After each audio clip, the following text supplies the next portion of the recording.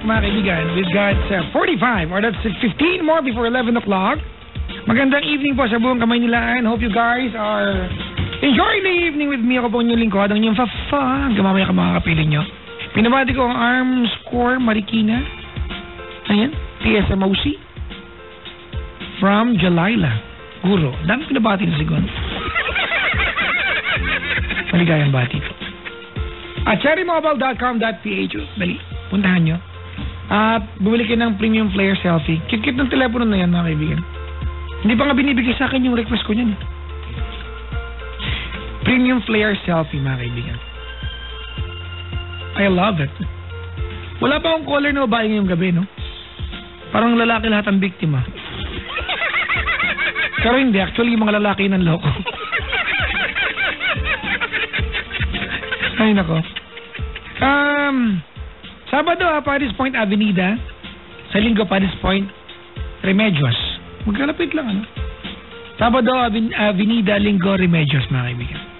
Tara, jamming tayo doon. Parang awa nyo na. Hi to Snooki Serna. Talaga? Kilala mo siya? Talaga? Di ba siya blue sa itim? O di ba? Snooki Serna, congrats sa new show mo. Also to Romeo Manansala, Sarah Cruz from Mama, from Evelyn Bunso. Anong bagong show ni Miss Snooki Serna? Talaga? Naalala ko ng bata ko ng blusang itim, nanood ako. Tapos natakot ako sa lahat ng blouse na nanay kong itim. Oo, talaga yung makita. Kasi pag bata ka, di ba? Mali ka ba mag-iba yung ano ng nanay ko? Ang magandang part, after ko manood ng blusang itim, nakita ko yung nanay ko, puti yung mukha. Nung palagpahid ng chinchansu. Sabi ko, rin nagagawa ng blusang itim. Ay, nako. The Premium Flare series, ha? Check nyo sa Cherry Mobile Store, mga kaibigan. Alright? Premium Flare Selfie, mga kaibigan. Your most personal phone yet. The new Flare Selfie was built to understand you, to know you better in the most ingenious way. Once you touch it, you have to own it. Flare Selfie is personally yours for only 7,999 pesos. 5-inch HD IPS display, fingerprint scanner, 16 megapixel rear and front camera, 3,000 mAh battery, LTE ready, and turbo download capable, mga kaibigan. Yan po yung Premium Flare Selfie na soon to be my phone. Tagal deliver nung akin. Siguro mga tumas ako nang hihingi. Ano ba yun? Bili ako. Maganda eh. Ibuling ko pa rin. Mag-iipon muna ako. Si Lia ng San Juan nasa kabilang line. Hello? Hello po. Magandang gabi, Papa Jack. Magandang gabi, Lia. Hi, Lia. Opo. Yan. Kamusta? Opo. Okay naman po. Ikaw, kamusta ka na rin? Uy, may namumusta sa akin. Bibira yan. I love it when people ask, di ba, me, how am I? Kasi bibira may namumusta sa akin. I'm okay. Thank you for asking. May ticket ka na. 5 Star City ticket. Yay! Bakit kinumusta mo ako? Pero hindi lang naman kumusta kami kay Star City tickets. Baka mamaya may tawag para kumustahin lang ako, di ba? Hindi naka-loudspeaker ka ba? Hindi po. Naka-earphone? Wala po. Nakadikit lang po sa tainga ko. Mas alam mo sa pusod nakadikit yan. Marinig sana kita. Lia, ikaw ay 25 anyos. Anong ginagawa sa buhay? Ano po? Housewife po. Proud na proud. I like that. Yes po. Magaling ka magluto. Opo. Mga taga ano ka mo? Ano po? Nakalimutan ko tuloy, Papa Jack, kasi kinakabahan ako. Ang taga saan ka ba? Anong probinsya mo? Ano po? Probinsya ko po sa Mindanao, Iligan City. Iligan City. Alright. Kailan ka ba nasa Maynila? Uy! Ay, kaya pala may Ate, may party line kayo, no? 2 nakaangat, no? Ano po? 2 nakaangat na telepono, no? Hindi po. May nag-dial, eh. Ano yun? Joke lang? Hindi po. Ano po, Papa Jack? May nag-dial. May gamit ng keypad. Ay, hindi po. Kasi po, Papa Jack, nakadikit po sa tainga ko. Bali, napindot po ng face ko yung ano po, yung... Oh my God, yung face mo, may daliri! Hindi po, Papa Jack. Ano ba yan? Sige na. Promise po. Pero ito na po. Wala na po. Okay na po. Sige. I-keypad lock mo yan. Pwede naman actually. Bakit po? Sige, ano? Ilan na anak mo, by the way? Dalawa po, Papa Jack. 2 taon po at saka mag-6 years po yung isa. Okay. Yung panganay po. May problema kayo mag-asawa o masaya ang buhay? Actually, Papa Jack, tungkol lang po sa buhay ko. Kasi hindi pa po alam ng asawa ko. Kasi yung asawa ko po kasi ngayon nasa ibang bansa. Okay. Kailan pa siya nandun?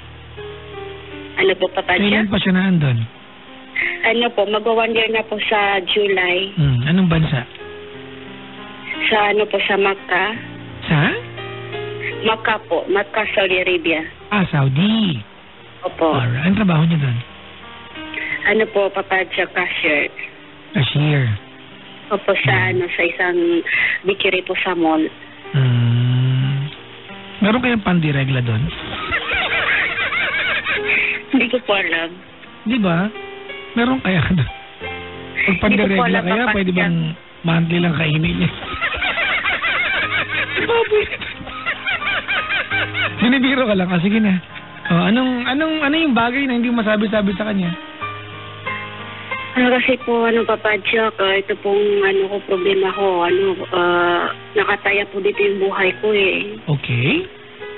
Opo, kasi po, sa ngayon po, Papa Jack, hindi ko po kasi alam kung anong gagawin ko. Kasi yung yung hipag ko po, nabuntis niya po ako, Papa Jack. Pero lahat po kami may asawa. Yung hipag mo, babae yun Paano ko nabuntis? Lalaki po yung bayaw. hipag ko. Opo, bayaw po. Iba ang hipag, ate. Opo, sorry. Yung bayaw mo, nabuntis ka. Opo. Yung yung asawa ko, din yung asawa po ng bayaw ko, magkapatid sila. Bilas. Bilas ang tawag dyan. Opo. Nabuntis ka ng bilas mo? Opo, yung bayaw ko po, Papa Jack. Hindi nga bayaw, bilas nga. Sorry. Teka lang paano nagkaroon na ugnayan kayo ng bilas mo? Kasi po, Papa Jack, that time po nung December 2015, bumibisita po ako, Papa Jack, sa biyanan ko. Then, magkatabi po, Papa Jack, yung bahay namin at saka yung bahay po ng biyanan ko po. Okay. Bale, kasi ganito, Papa Jack, yung nangyari. Nung nung magpo-flight na po yung asawa ko, hinatid namin siya sa airport. That time po nasa Mindanao po ako. Hinatid namin siya sa Cagayan de Oro. Then, nung pauwi po kami, doon po kami nakasakay sa sasakyan nila. Then, nung kami lang po natira sa sasakyan kasama yung 2 anak ko, lagi niya po ako kinukulit, lagi niya po sinasabi sa akin na ang ganda-ganda mo, lalo na pag nakasmile daw ako. Then, hindi ko na po siya pinapansin. Parang po, Papa Jack, natokso niya ako eh. Ate, huwag mo ikwento ito na parang, na parang siya lang ang may gusto, Ginusto mo yan. Alright? Papa Jack. Ginusto mo yan. Ilang buwan na yung tiyan mo? Po, Papa Jack, magta3 buwan po ngayon nung March. Ibig mo sabihin sa akin, ate, kasi 1 year na nakaalis yung mister mo, di ba? Opo. Ibig sabihin, 1 year na po sa July. Ibig sabihin, after nyo maihatid yung mister mo, ate, tumuloy pa yung landian nyo. Diba? Nag-umpisa yan nung time na sumakay ka sa sasakyan niya, pagkakatid ng mister mo hanggang sa recently lang. Tama, kasi 3 buwan pa lang tiyan mo eh. Opo. Sorry pero ate, wait lang hindi ito minsanan lang, no? Hindi ito yung minsanan lang, may nangyari, nabuntis ka. Lagi nyo itong ginagawa, tama? Papa Jack, sa totoo lang po, 2 beses lang namin po talaga ginawa. Kailan yung una? November po and December po. Hindi, December at saka January po. Kailan naman si mister mo? Ano po? Anong buwan naman si mister mo? Nung July po. So wala pa nangyari na? Kasi di ba naghatid ka galing airport? Wala po, Papa Jack, kasi nakalis po siya nung July 2015, July 21, 2015. Alam ko walang tamang sagot, pero tatanong ko pa rin sa'yo, ha? Bakit mo nagawa to?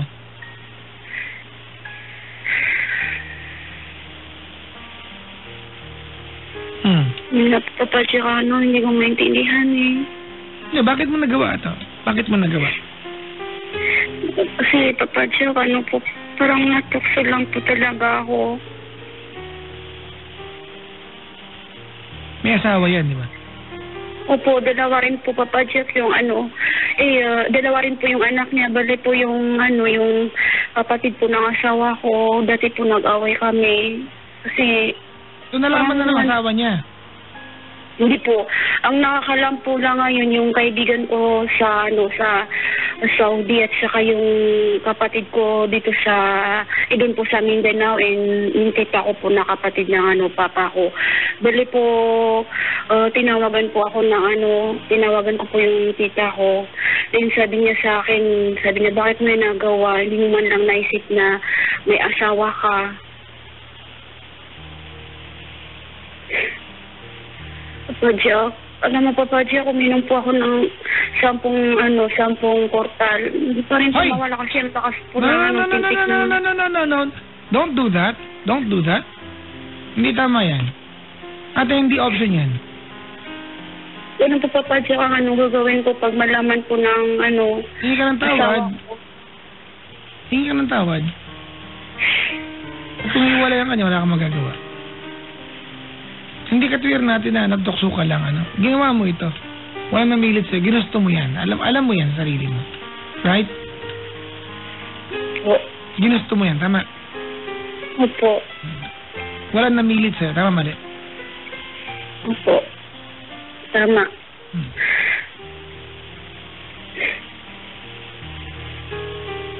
Ano ba tanong mo sa akin? Yan po Papa Jack, ano po yung gagawin ko? Kasi gusto ko talaga Papa Jack na yung hindi po matuloy yung pagbubuntis ko. At hindi option yan. Itutuloy natin yan. Papa Jack, mawalan talaga sa akin ng tiwala yung asawa ko, pati po yung mga kapatid ko. Wala akong pakialam. Hindi po pwedeng takasan mo yan. Yan ang resulta ng kagagahan mo. Gaga ka. Pero ipapanganak mo yan dahil ginawa-gawa mo yan. Hindi, non-negotiable. No, shut up. Non-negotiable yan. Itutuloy mo yan.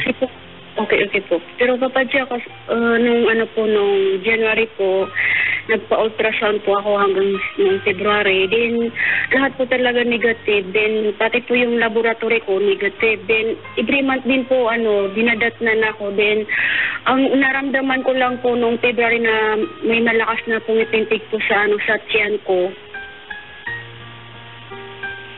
Pahilot po ako, sabi po ng manghihilot, buntis daw ako. Pero nag-search po ako Papa Jack sa Google, may may nabubuntis po pala na hanggang sa panganak niya na dinadatnan. Hindi ko alam, hindi pa ako nabuntis. I-research ko mamaya.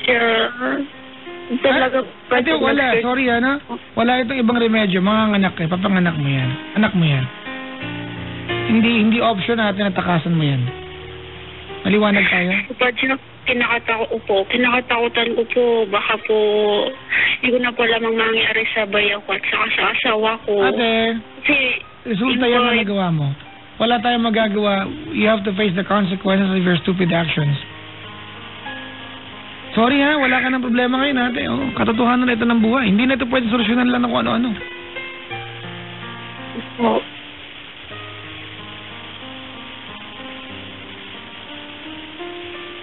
Ano ang sabi nung nakabuntis sa'yo? Lagi ko po siya Papa Jack tinitext. Sabi ko sa kanya, please naman gawaan mo to ng paraan para Tapos sabi niya sa akin, busy ako. Tapos naghahanap daw siya ng paraan para ipalaglag. Pero parang binabaliwala lang hindi niya kasama yan. Okay, ngayon pa lang ate, I will make sure and I will let you promise now. Hindi kasama yan, itutuloy yung pagbubuntis mo, mga anak ka. Promise me. Okay po, Papa Jack. Anak mo yan. Tama rin pala, Papa Jack, yung kaibigan ko sa KSA na siya lang po yung yung napagsabihan ko ng problema ko. Sabi niya sa akin, ginusto mo rin yan kaya pagpatuloy mo kasi kasalanan daw pag magpalaglag. Buti alam mo.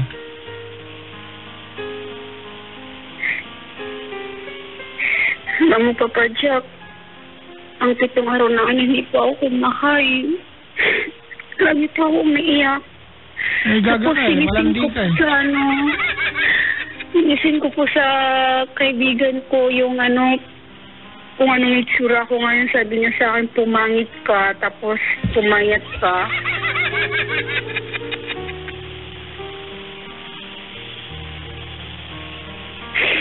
Papa Jack. Kailan na yung asawa mo? Kailan na yung mister mo? Hindi ko na po napapadya kung paano ko ipapaliwanag sa kanya. Kailan uuwi yung mister mo? Sa July po. This year? Ngayon po, year po. Ngayon July. Okay. Kasi So, ang tanong na lang dito ate, ang tanong dito kung kailan mo sabihin sa kanya bago siya makauwi dito o habang nandun siya. Let's make a decision tonight. Sabihin mo na sa kanya ngayon bago pa siya makarating dito. Dati ka namang malandi. Yung totoo ha, alam mo sa sarili mo yan ha. Dati ka na bang malandi? Ang dalaga ka ate, malandi ka ba ng dalaga? Para alam natin yan ha, huwag tayong paka-plastic ha. Alam niyo yan, bilang babae, alam mo kung malandi ka o hindi. Huwag tayong magpaka-plastic. Kapag hindi po kasi sa pagmamayabang ko na ang dami-dami pong nagkakagusto sa akin. Huwag mo akong yabangan, wala akong pakialam. Huwag mo akong bigyan ng ganyan. Tinatanong kita kung dati ka na malandi. Dati ka na bang malandi? Opo. Kasi po, nung magpakasal po kami ng asawa ko, buntis na po ako that time. Nabuntis niya po ako yung asawa ko. At pinanagutan ka Kaya niya? malandi talaga ako. Opo.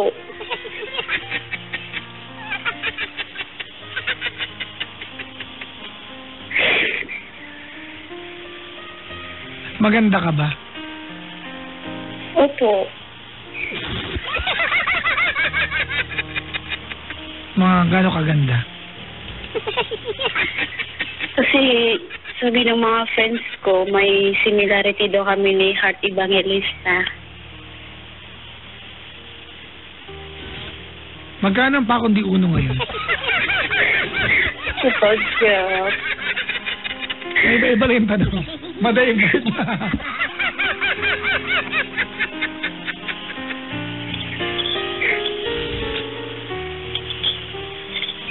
Ganito alam na ba ng asawa nung lalaking yan nangyari sa'yo? hindi pa po. Sabihin Kaya mo ako na natatakot pa ako pa Huwag ka mag-alala, Hindi ito madali at nakakatakot talaga, pero kailangan sabihin. Wala akong pakialam sa inyo, malalaki na kayo. Ang pakialam ko yung batang nasa tiyan mo ngayon. So, ano po ba? Pero, malamang habang buhay ka nilang kamuhian, isusumpa ka nila, pero yan ang resulta ng kagagahang ginawa mo. You have to face the consequences. Ginawa-gawa mo yan. Papa Jack? Anak? Yes? Baka, pero promise ko po, sabihin ko talaga sa asawa ko, pero this week lang po. Sabihin mo sa kanya. Kasi tinatanong niya po ako, sabi niya sa akin, bakit hindi ka na palagi online? Sabi ko sa kanya, wala na yung data, free data. Wala ng data. Opo. Sorry ate, wala nang dito ha. Opo, Papa Jack. Si Vice Mayor Isko Moreno, sabi niya nalaglag ako sa bangko, kamukha ni Heart Evangelista talaga. Vice, wag ka nang kumontra, problema na nga, Vice. Hindi alam ka pa dyan. Yun din po kasi sabi ng mga friends ko na... Kaya may mga friends mo sinungaling yan. Po, Papa Jack, salamat. Salamat ka. Kasi po, before po ako tumawag sa'yo, sabi ko, si Papa Jack lang makakapag-desisyon kung paano ko masabi sa asawa. Ako? Tatay ng anak mo? Hindi po, kasi Papa Jack, ikaw magaling ka mag-advise eh. Hindi mo kailangan na magaling mag-advise dito. Simple lang naman tayo. Buntis ka, mga anak ka. Paano yung pahirapan sa sitwasyon? Di ba? Gusto mo yan eh. Opo. Diba? Buntis ka, mga anak ka. Ganun kasimple. Diba? Naputol, oh. Nalaglag yung line. Nakunan yung line.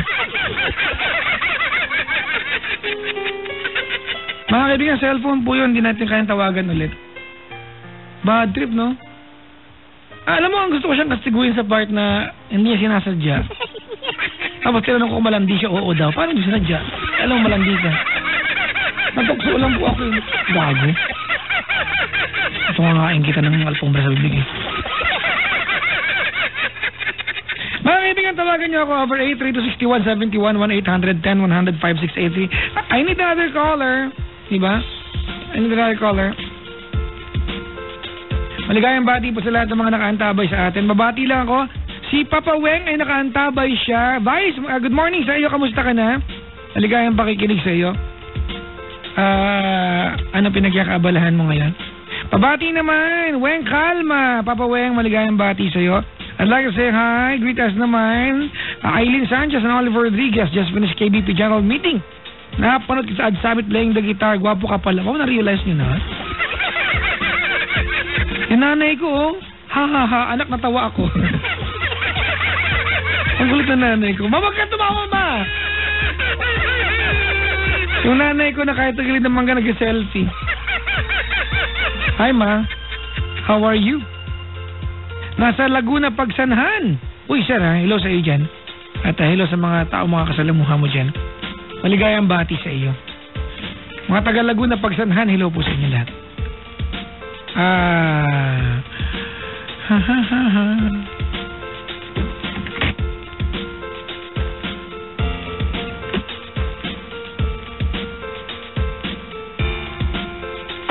Hello? Hello po. Hi, what's your name? Bea po. Hi, Bea. Hi po. Bea, I heard you're from Baguio. Yes po. You're in Ilocana? Hindi po. Nakatira lang po kami dito, sir. Huwag mo tawagin sa makapaglabahin kita ron. Sorry. Call me Papa Jack. Opo. Papa Jack. Bea. That's your real name, ha? Yeah. O so siya? Mayaman din. Yeah. What do you do? Student po. Alam niya, student? Student. Lagi nakaantabay sa akin to, ha? Student. Ayan. What is your course? Golf course? Hello? Ay? What is your course? Golf course? Business ed po. Oh, Papa really? Jack. Opo. Okay. What is the year now? Third year na po. 2016 na. I'm sorry. Anyways, ate. Anything I can do for you? Opo. Magpapa-advise lang po sana ako. Alright, tell me the story. Okay. Meron po akong boyfriend who is 1 year younger than me. Malamang 18. Yeah, mag-8. Okay. Kasi 19 ka eh. Alang naman 12 yan. Tapos? Tapos po, ewan ko po kung, kasi, paano ba to? Gaano katagal na kayo?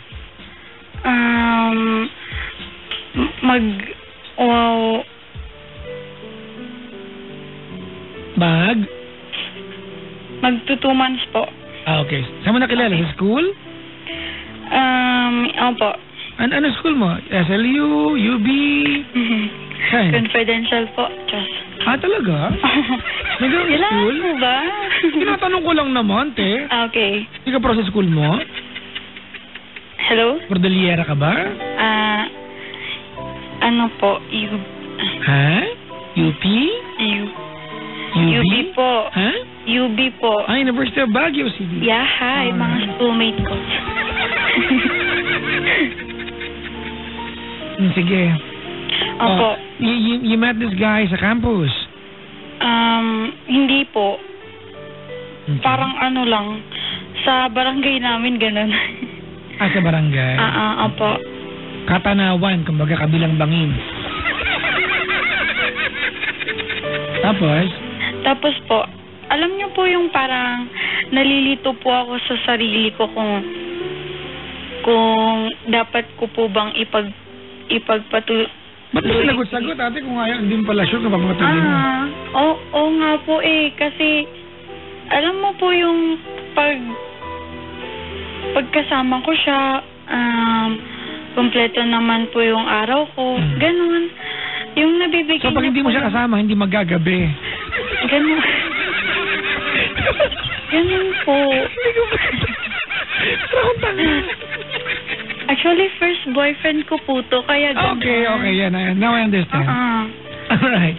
So, pag hindi mo siya kasama, alam mo yung parang pagkasama ko po siya, kung ang saya ko po, tapos kompleto yung araw ko, ganun. Then why do you doubt, ate, yung pagmamahalan ninyo? Ba't ka magtatanong kung itutuloy o hindi? Kasi po, kumbaga, kung papakilala ko po siya sa parent ko. Dapat nga nanliligaw pa lang, pinapakilala nyo na eh. That's the idea. Diba? Nanliligaw pa lang lalaki, dapat nakakatungtong na sa bahay ninyo. Sinagot mo, tsaka mo papupuntahin sa bahay ninyo.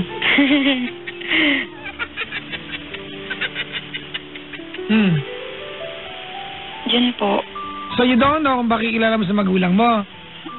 Opo, kasi tapos isa pang problema nun, magagalit po yung nanay ko kasi mas bata po siya sa akin. Well, wag mong pangunahan yung iisipin na nanay mo, ate.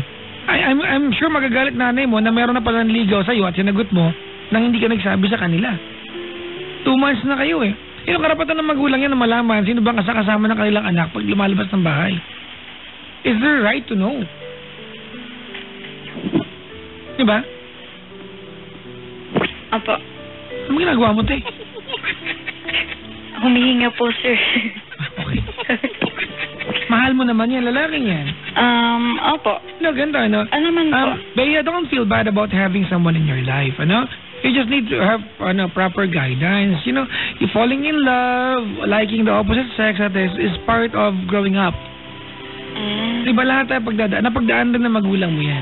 Kaya lagi kong paalala sa inyo, diba kasi, pag-usapan natin ito mga kaibigan, sa aspeto ng sociology, social. Teka lang, ha? Ganito, and there are things that we don't tell our parents sa kanyang edad. Totoo yan, di ba? There are things that we only tell our friends. Di ba? We find affirmation by having significant others. Tama, mali? Di ba? Nakakakuha tayo ng affirmation ng ating sarili, ng pagkatao natin. Di ba? Through other people, by other people, with other people, not our parents. Di ba? But it doesn't mean natin hindi tayo hihingi ng guidance sa kanila. Every time there's someone new sa buhay natin, let our parents know about them. Lalo pa pag jowa. Kasi magulang mo yan eh. Sino bumili ng napkin mo last month? Magulang mo? Tama, mali? Tama po. Oh, karapatan nila malaman. Unless you are providing for yourself na. Eh yun nga babae ate o lalaking naghahanap buhay na ng pansarili niya at binubuhay na yung sarili niya, dapat pa rin magsabi sa magulang, lalo pa kaya ikaw, nag-aaral ka pa lang. Ayun po. Ipakilala mo na sa magulang mo yan natin. I mean, kasi alam niyo po, it's a wonderful thing that you have fallen in love. Ano? At least, alam mo na salitang pag-ibig. But I want you to do it the right way. Ano yun? Alam niyo po ba yung 3-month rule na sinasabi nila? 3-month rule. Anong malamdik lang yan. Diba? Oo. 3-month rule. Gano'n katagal nagpaligaw? Mga 3 weeks or so. Dapat ang 3-month rule sa panliligaw yan. Para magkaroon man lang ng kami panliligaw. Hindi yung malike lang yung status mo na ilang beses, kinilig ka na. Oh my God, ang sweet niya. Lagi sinalike yung mga selfie ko. Mukha mo. Effort na ba sa inyo yan? Pakilala mo sa magulang mo. Parantungin mo sa bahay ninyo. Ganun po. Yup. Opo. Okay. There's nothing wrong with falling in love. Normal yan eh. That's part of what you go through. As you grow older, it's part of life. At it's part of the norm. Parte yan. Pero you are 19. It's your first time to fall in love. Actually, sorry ha, I'm not trying to compare, but kumpara sa ibang kabataan, medyo late ka na nga. Diba? I mean, mahabang panahon mo na, diba? Tama ba? I'm sure I'd like to think na you took so much time, diba? Doing things that students ate do. Hindi kita kilala, but I'd like to assume, ate. Apo. Diba? I'm sure yung magulang mo will be shocked. Ay, may jowa na yung anak ko. But at least I tell them. Exactly, gusto na yung jowa mo ngayon. Are we clear? Apo. Alright? Kaso po kasi meron akong baka kasi 'di ba po mas bata po siya sa akin. Okay. Meron po yung parang sa kanya games lang to. Well, yan ang problema, ate, kasi sinagot-sagot mo. Yeah. Diba? Ayun nga po. Sana nagpaligaw ka kung hindi ka sure na mamahalin ka. Nagpaligaw ka dapat. Tapos nagpaligaw ka sa bahay ninyo. Parang nasabi ng magulang mo anak ha. Yung batang yan, baka naglalaro ka, kala niya joystick ka, gano'n. Baka kala niya Nintendo ka, wala Sinagot mo na, hindi pa kilala na magulang mo. But I cannot blame you. First time Patungtungin mo sa bahay niyo yan. Alright? Before it's too late. Apo. And then maybe you can ask your parents. Kasi alam mo ate, ito yan Pag ginalaki yan, pumunta sa bahay ninyo, malalaman mo kung seryoso yan, katapano. Di ba? Okay. Kasi tatanungin ng magulang mo yan, ikaw seryoso ka sa anak ko. Malalaman ng magulang sagot yan. A guy with good intentions, mga kaibigan, will not hesitate to go to your house and meet your parents. Alright? Apo. Okay? Okay po. Alright, sige. Maraming salamat sa pagtawag. Thank you po. Si Bea, mga kaibigan ng Baguio. Dali ng mga problema tonight. Daw nahihirapan. Maling-manik.